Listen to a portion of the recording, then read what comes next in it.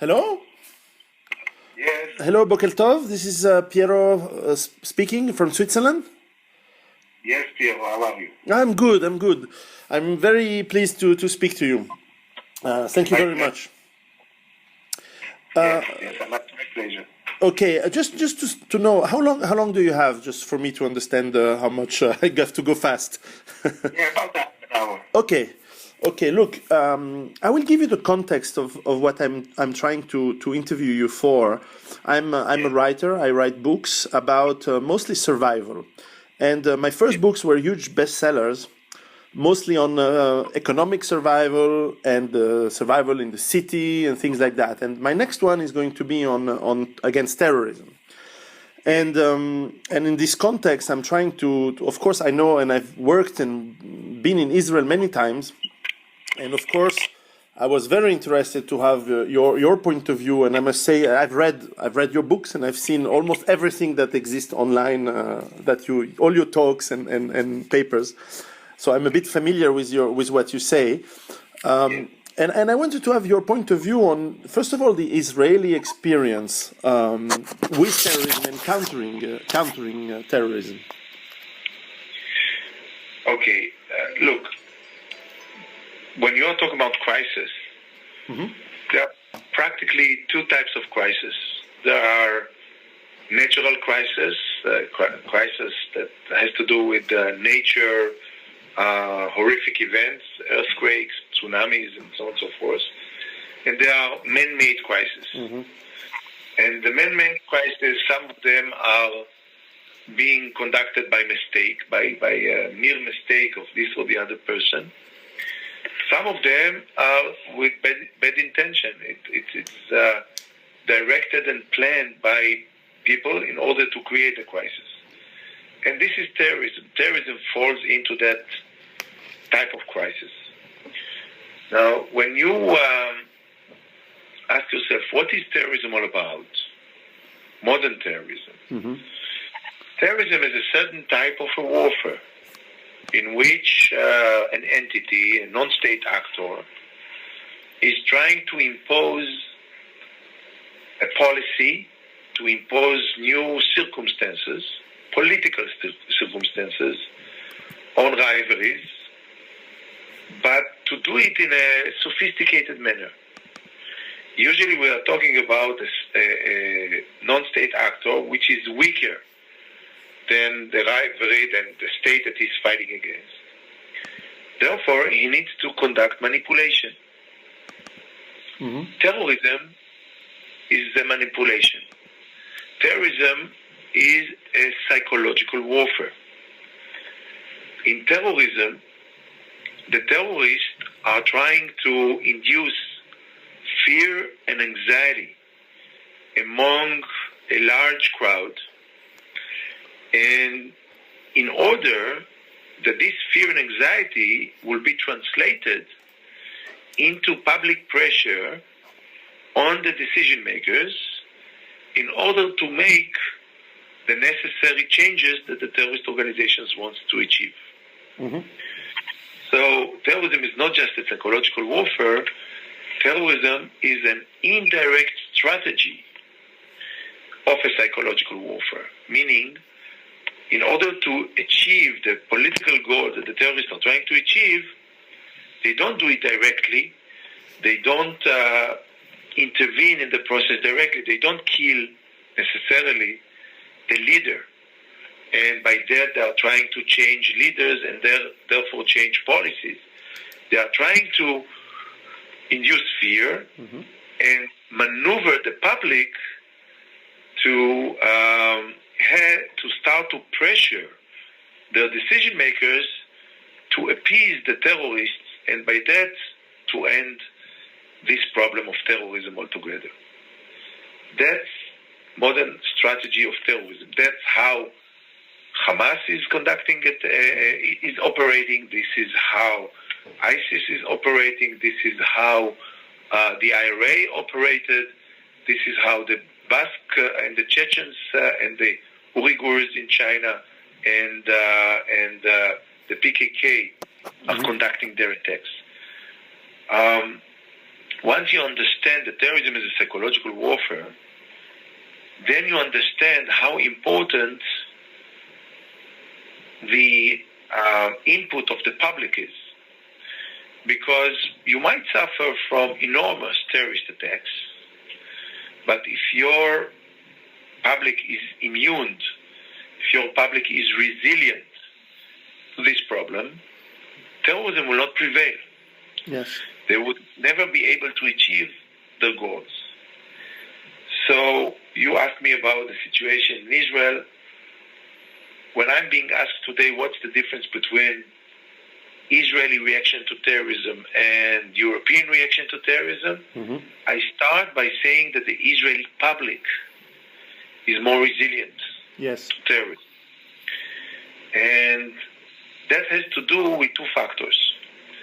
The first factor is what I've discussed until now, which is resilience to terrorism, meaning terrorism is not interpreted immediately into public pressure to make the political changes that the terrorists are trying to achieve. That's why terrorism is not effective as they want it to be. There is another factor that the public has an enormous importance, and this is awareness. The public has an important role of being aware to their surrounding, to notice suspicious behavior, to notice abandoned objects, suitcase which is left in the street or in crowded area. And the Israeli public at large is much more aware to their surrounding compared to other Western countries. You know, in the United States, you have these leaflets writing, see something, say something. In Israel, you don't need those leaflets because just try to leave a suitcase in a crowded street, and I guess that in 3 minutes, an aware citizen will call the police, and you will have 2 minutes after that a police car coming to check this object or suspicious behavior of somebody or something like that. The problem is that there is a contradiction between the two. On one hand, you want your public to be aware to their surrounding. On the other hand, you want them to be resilient to terrorism. If you're trying to push too far awareness, you might find yourself intensifying the fear and anxiety, because when people are all the time into this problem of terrorism, they are more fearful. That's why when I talk about the assignment, the goal of counterterrorism, I refer to that as the art of counterterrorism. Yes. The art of finding the right balances between contradicting activities. And here I give you one example of this contradiction between awareness and resilience. Any other thing? This is very interesting. Obviously, what makes it very peculiar with Israel is that this is not something new. But you say in your books and in one of your conferences that obviously terrorism per se is not an existential threat, unless, of course, the public opinion and the government falls for whatever demands, which is something we fear in Europe. I was interviewing recently, probably, of course, you know him, Martin van Creveld, on the hybrid war that is coming, and more terrorism seems to be. You describe the lone wolves, the different types of the independent networks and the organizations that attack, and they seem to be more and more in this hybrid war against. Of course, political objective, which could be invasion, which could be total conquest to some extent, which is the case. What we feel is more and more in Europe is we feel we are under conquest, and the question is from the Israeli experience is how do you get the population to of course have awareness and resilience, but also the ability to counterattack as a citizen. Sometimes you have a lone wolf. I've seen, of course, last year there were a lot of attacks, and this year in Israel, and it was very nice to see. Well, nice is not the word, but it was good to see that local Israeli citizens were carrying a gun and could stop the attack. Well, first of all, the numbers of Israeli citizens which are carry guns is very, very low. I don't have the exact number, but I'm sure you can Google that. It's 10%, I think. In percentage, yes. It's 10%. Okay, so it's very low. But many Israelis have experienced basic training in the army. Yes. Because we have a compulsory draft in the army. That, of course, makes you more capable in dealing with events like terrorism. Now, you have quite a large number which are, as we speak, serving in compulsory service in the military. So they might be on vacation, they might be at home, they might be in the bases, but they have guns as well. Actually, rifles. Mm-hmm. They can intervene. On top of that, you have, of course, Israeli police, and you have private security firms that some of them has also weapons. Mm-hmm. So altogether, you have quite a large number of people that does have weapons, either with licensing or as an outcome of their official position in the army, in the military, or the private security sector. Mm-hmm. But it's more than just a question of the weapon. It goes back to the concept of resilience and awareness. Because people are minded. Look, events like terrorism happens within a second. And if you don't experience that, if you haven't been trained to that, even if you would have a gun or a tank at your disposal, you would not probably be able to immediately react. This is something which is a set of mind. And the set of mind is an educative process that starts with an early age. Unfortunately, even kids in Israel are exposed to that threat. Yes. And I remember when I was in a kindergarten, I remember a police officer come and talk to us, telling us to be aware to our surroundings, to look for suspicious object and call a grown-up if we see something. So it's first and foremost a set of mind. Then it's the know-how to know what to do, which is going back to the basic training and other training in the army. And then it goes to the weapon. In many cases, especially when we talk about terrorists that are using cold weapon, knives, axe, they are being neutralized without weapons. Yes. By immediate interaction with the people that are trying to attack, that jump on them, and when they decide to do it as a group, then they neutralize the attacker. So that's my answer to that question. Going back to the question of existentials or not existential, terrorism is a strategic threat to Israel. Mm-hmm. It's not a tactical problem. It's a strategic threat. It can have an enormous impact on the economy. Yes. It can have an enormous impact on tourism, on lifestyle, on mood, and so on and so forth. But it doesn't threaten the existence of Israel. At least as long as terrorists are not engaged with non-conventional material. When we talk about conventional terrorism, it's not an existential threat to Israel, and it's not an existential threat to Europe, in my view. Mm-hmm.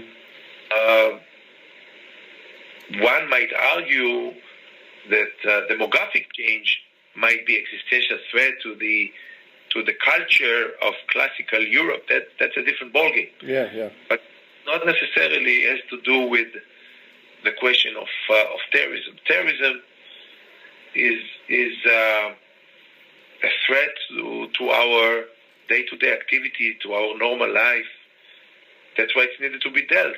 I don't want to be sounded underestimating the threat, but it's not existential threat. Okay. You often mention in your talks how political correctness can be hampering the efforts to fight terrorism. I've seen recently in Israel more political correctness than before, than 10 years ago, for example. You often say that you are politically incorrect. How does that factor influence the fight of counterterrorism? I'm not so sure that I agree with your observation. When I speak about politically correctness in reference to terrorism, I mainly see, in my view, Obama administration and European countries 2 years ago or 3 years ago in Europe. It's not necessarily in Israel. You can have different views in Israel. That's fine. One are more harsh in their attitude to terrorism. Others are less harsh. But I don't see this kind of appeasement ideas. When I talk about political correctness and appeasement, I'm talking about the fact that in many corridors in the United States and in Europe and in the UN, even the term counterterrorism today is not politically correct. Today, everybody are talking about CVE, countering violent extremism, instead of the use of the word counterterrorism. And this is politically correctness. This is appeasement. Why is that? Because, God forbid, let's not hint that there is any connection between fundamental Islamists and terrorism. Extremists we can live with, but not terrorists. I beg to differ. Now, on the other hand, me as well, I'm not painting Islam as the threat. So others might refer to that as politically correctness. But I genuinely believe that the problem is not in Islam. The problem is with misinterpretation of Islam. So I'm not sweeping the dust under the rug and I'm saying there is no connection between terrorism and Islam today. I'm saying, unfortunately, most of the terrorists today in the world are Islamists or people which converted to Islam, and they misinterpret this religion. And therefore, moderate Muslims, which are the majority of the Muslims in the world, the vast majority, has a very important role to deal with those bad seeds. At the end, I'll give you an example. I had a lecture in Europe, and before I was giving my lecture, there was another speaker. It was an imam coming from an Arab country, and he was smart, articulated, moderate, and he was preaching to the European crowd, and he said to them, "How dare you refer to Islam as if it is something to do with terrorism? Do you know what Islam is all about? Islam is the religion of peace and clemency. You use the term jihadi terrorism. Do you know what jihad is all about? Jihad is all about doing good deeds and not those atrocities." Then was my turn. And I referred to him and I said to him, "My friend, let me thank you for traveling all over the way from your country to this in Europe to share with us those two important messages. I'm a Jew, I'm not a Muslim. Most of the people in this audience are Christians, they are not Muslims. It's very important for us to know that Islam has nothing to do with terrorism. The jihad is not terrorism. But between you and me, my friend, I don't really understand why did you bother to fly all over the way from your country to Europe and share this with us instead of spending every minute of your life to tell those people in your country and neighboring country, in Afghanistan, in Sudan, in Iraq, in Syria, I can mention so many countries, tell those people which are beheading innocent civilians under the name of Islam, raising the flag of jihad while they do that, tell them that what they do is against Islamic concept and jihadi verdicts. Because we don't have a problem with Islam, but there is a problem within Islam. Mm-hmm. And the only one who can solve this problem within Islam is the Muslims themselves.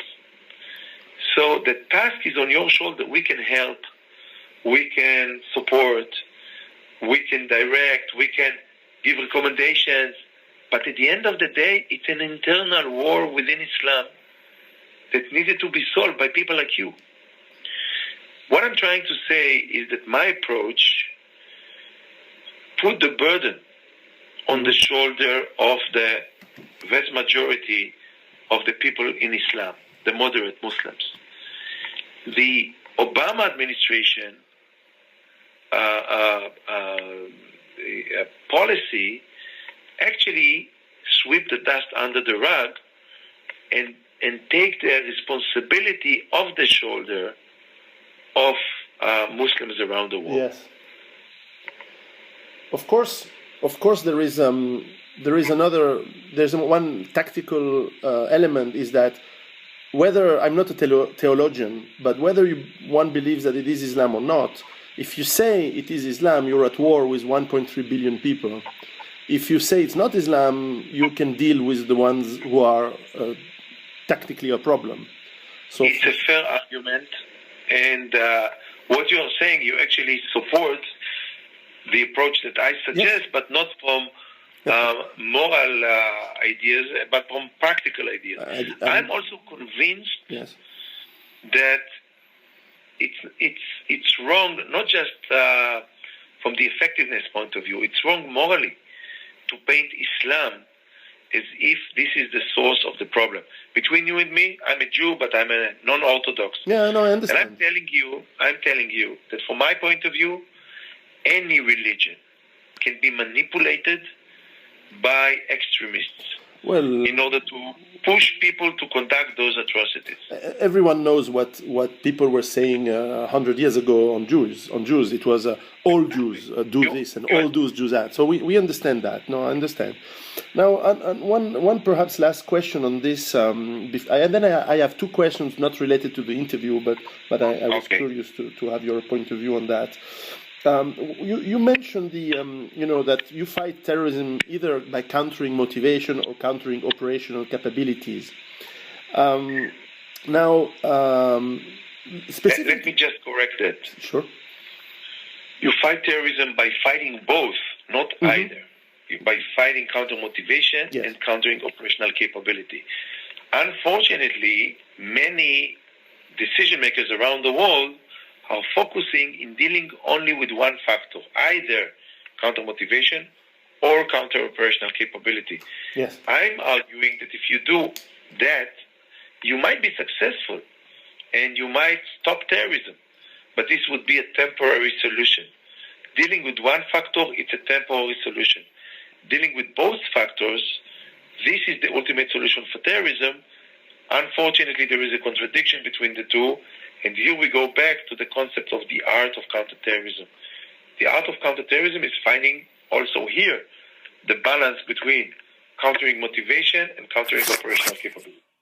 So, indeed, and what's your opinion? Because when you look at Europe today, it seems that on one side, the European countries, Western European countries, are trying to counter motivation through appeasement, and at the same time, instead of countering operational capability, they allow millions of new Muslims every year in Europe, which part of them are increasing the operational capability of either lone wolves or networks. How can we change those policies in Europe? Look, this is not my field of expertise. There are other people who are dealing with it, but I would tell you one thing. Mm-hmm. As a member of a nation who was looking for asylum during the Second World War, I definitely do not recommend to stop immigration of people which are looking for asylum to Europe or to any other country. The whole idea is to find the bad seeds, those extremists, those jihadists that conduct those attacks. And here, this is the responsibility of the security services that need to be very efficient in doing this. Every nation should discuss their basic questions of culture and views, but this has nothing to do with counterterrorism, in my view. This has to do with basic constitutional questions that every nation has the right to ask. You have the rights of minority, probably you have the rights of majority. What is the limit of the rights of majority? What is the limit of the rights of minority? I don't find myself as an expert in this field. I'm an expert in counterterrorism. In counterterrorism, my recommendation would be focus on the bad seeds which are coming within the immigration. Whatever you do with immigration is a different ballgame, your decision. Of course. But once you have an immigration, have an efficient security services that will be able to differ between the genuine refugees which are looking for asylum to the bad seeds which are taking advantage of the circumstance. Yeah, okay. Well, thanks for that. Would you like me to send you, it's going to take a long time because I'm at the beginning of the book, so would you like me to send the text for your review once it's written? Okay. At least anything that has to do with me. Yeah, of course. No, for sure. Now, I have two questions. One is just technical, according to your definition of terrorism, which I found very, very short and nice, the deliberate intentional use of violence aimed at civilians in order to achieve political ends. Now, when a military during a war bombs deliberately civilians, and I'm not into polemics. I'm going to take, for example, United States bombing Japan in World War II, deliberately wanting to kill civilians to stop the war. Is this, in your opinion, is this also terrorism, or it's more? I'll give you a very clear answer. Yes and no. What do I mean by that? Yes, because deliberate attack aimed against civilians at times of war, this is terrorism. Yeah. No, because I don't need to define it as terrorism. It's already being defined by the international conventions, by the Geneva conventions, by Hague, as a war crime. It's true. I am arguing that terrorism is a certain type of a war crime. Now, states might conduct war crimes. States are conducting war crimes from time to time. And states need to pay the price if they conduct war crimes. I don't need to define it as terrorism. I find it ridiculous that non-state actors are not obliged to the same moral constraints that states are already being obliged. If it would have been just for states, I wouldn't need to define what is terrorism, because I would check if what this state is doing is a war crime or crime against humanity. That's enough. Non-state actors are conducting terrorism, which is a certain type of a war crime. Yes. That's my answer. Okay, I agree. Very, very. And another thing is, one of the people I'm going to try to interview, now don't be scared, but is people from the Hezbollah. I wanted to have the point of view from the other side. Through some journalists, I found some contacts in Lebanon and things like that. So if I succeed to meet them, of course, I will not tell them that I go often in Israel, but what questions do you think I should ask them? The question is, what's the purpose of the book? What do you want to achieve in the book in this regard? Well, in this regard, I'm trying to understand their point of view on, of course, not the political per se that they have as Hezbollah, but as a terrorist group, when you have a political aim, how do you consider which tactics are the most appropriate or not? How do you decide that? How do you push propaganda so that lone wolves get activated? How do you instead choose to put sleeper cells into a territory and then activate them? I want to try to understand. Maybe it's very ambitious what I'm trying to do, but I think it's a little ambitious. I think that maybe they won't be very happy to answer the operative questions that you have. But as for the moral question, yes, it goes back to what I refer to as the definition of terrorism. You know, probably if I would I'm meeting Palestinians, for example. Some of them used to be terrorists in the past, and when we discuss the question of the moral question of terrorism, the immediate answer that I get, I'm not a terrorist because I'm a freedom fighter. One terrorist is a freedom fighter. And my argument is that freedom fighting has to do with the goal. You refer to yourself as a freedom fighter. The same could be with Hezbollah. Hezbollah might believe that they have a legitimate goal, they have a justified goal, they have a holy goal. God was telling them to do that. Mm-hmm. This is to get rid of the existence of Israel. Fine. I would probably never agree with them if this is a legitimate goal or not. But for the sake of the argument, let's say that they see themselves as the guardians of the Palestinians. Mm-hmm. They believe that the Palestinians have the right to establish their state instead of the existence of Israel. Okay, logically I understand what they're talking about. I don't agree with that, but okay. And therefore, as such, they believe that they are supporting freedom fighters or actually being freedom fighters by themselves. The moral question is not what they believe or what do I believe about what they do. Is it moral or not?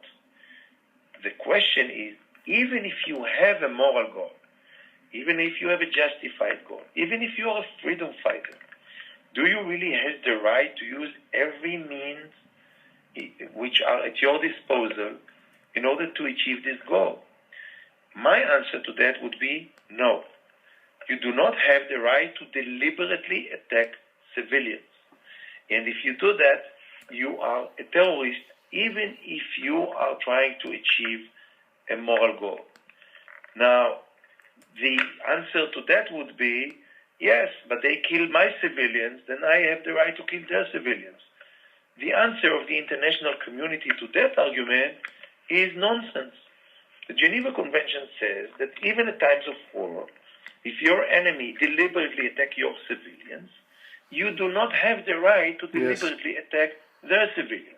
Because if you do that, it's still a war crime. Yes.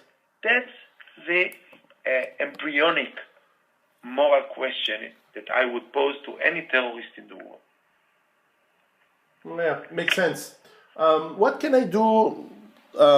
Is there any message that, because I reach grand public, as you say, a large public with my books.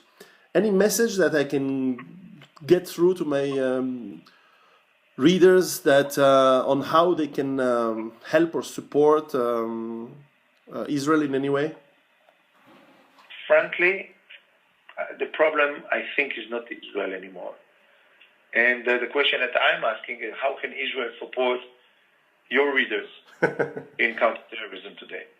And once they would understand that, maybe the whole attitude would change. I would differ between the attitude of any person, including yourself or your readers, to the Israeli-Palestine conflict. I accept that everybody has the right to believe their own beliefs of who is the right side and what should be done and what should not be done. That's fine. Mm-hmm. But I do expect every human being, every civilized human being to say, even if I identify with the goals of the other side, I find myself as a warrior against terrorism because this is against any moral value that I believe in. Even if I accept and adopt the goals of the one who carry on those types of attacks. This I expect from every civilized person in the world, Muslim, Christian, Jew, and once we will reach that agreement, I think we would achieve a lot in at least countering the motivation and the capability of terrorists around the world. Then we should solve other problems. The Israeli-Palestinian conflict should be solved for the benefit of the Palestinians and the benefit of the Israelis. Yes. It should be mutual goal. But we should differ between our support or non-support to terrorism and our attitudes towards the Israeli-Palestinian conflict. Well, that's very humanist and I hope optimistic, but not unrealistic. So that's very, very nice. Thank you very much. Look, if you're ever in Geneva, let me know. I'll be very happy. We don't have good hummus like in Herzliya, but we have good cheese. Thank you very much, Pierre. I'll let you know, definitely. Excellent. Thanks a lot for your time, and have I hope warm, sunny day, because here it's very cold. Thank you very much. You need to be sunny. You should envy me on that. Next time I come to Israel, maybe I'll let you know. Very well. Take care. Thank you very much. Bye. Bye-bye. That was interesting.